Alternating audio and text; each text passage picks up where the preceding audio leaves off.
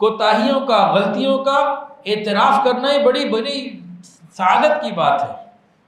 کوتاہیوں کا اعتراف کرنا، غلطی کا اعتراف کرنا بڑی سعادت کی بات ہے۔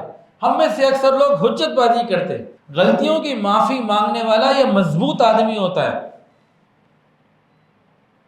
اس کو کوئی ہرا نہیں سکتا۔ جو کہ جی غلطی ہوگی سر جھکاتا ہوں، اس کو کوئی نہیں ہرا سکتا۔ لوگ سمجھتے ہیں حجتیں پیش کر کے، لاجک دے کے بچیں گے، یہ بچنے کا راستہ نہیں ہوتا، پھنسنے کا راستہ ہوتا۔ بھائی کوئی غلطی ہو گئی، بھائی غلطی ہو گئی معاف کرو، اگلا کیا سر پھوڑ دے گا؟ کیا کرے گا؟ کیا کر لے گا؟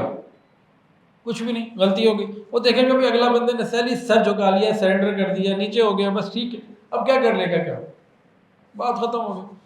بات تب پیدا ہوتی ہے جب ہم بات سے بات نکالیں، حجتیں پیش کریں، ادھر جائیں ادھر دوڑیں، اور پھنسنا تو پھر ہوتا ہی ہے۔ پھر جتنی حجتیں ہوتی ہیں اتنا زیادہ پھنستا ہے۔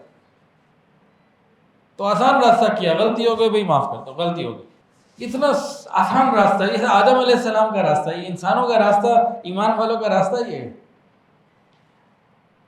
اب اللہ تعالیٰ کے سامنے اپنے گناہوں کا اعتراف، کوئی لاجک نہیں دینی اللہ تعالیٰ کو کہ جی یہ ہو گیا تھا، سر میں درد ہو گیا تھا، پیٹ میں درد ہو گیا تھا، بچہ بیمار تھا، فلاں، نہ۔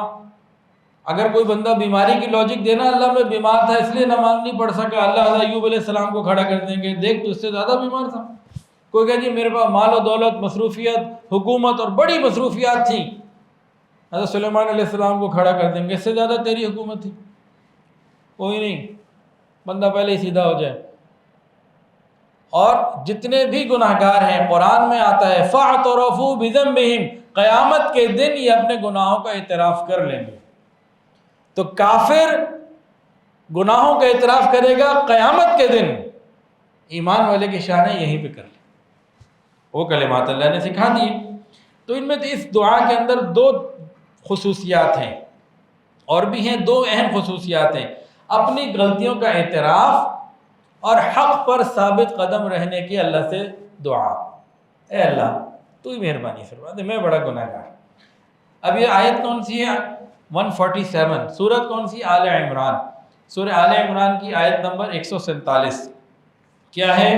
ربنا اغفر لنا ذنوبنا واسرافنا، ربنا اغفر لنا ذنوبنا واسرافنا فی امرنا وثبت اقدامنا وانصرنا علی القوم الکافرین۔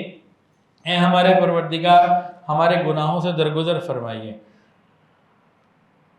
اور ہمارے کام میں تیری حدود سے جو تجاوز ہو گیا اسے معاف کر دیجئے۔ جو ہم نے غلطیاں کر لی، چوری بھی کی، پھر سینہ زوری بھی کی، حدود کو توڑا، اللہ ان کو بھی معاف فرما دیجئے۔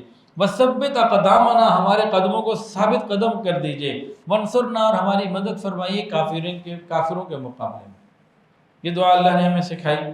ویڈیو کے نیچے سبسکرائب کے بٹن پہ کلک کریں، بیل کے آئیکن پہ کلک کیجئے تاکہ ہر نئی ویڈیو کی نوٹیفیکیشن آپ کو مل جائے۔